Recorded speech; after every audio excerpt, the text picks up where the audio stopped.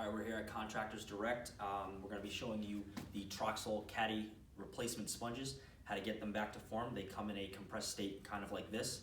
We're going to soak them in some warm water. We're going to wring them out, and then they're going to come back to form.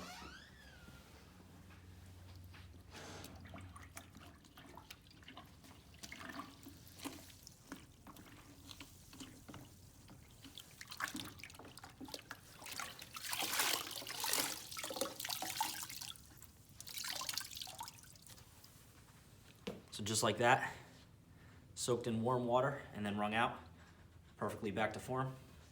We'll do another one here.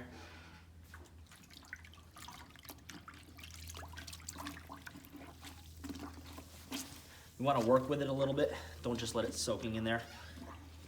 Work the sponge and then wring it out fully. And there you go, back to full form.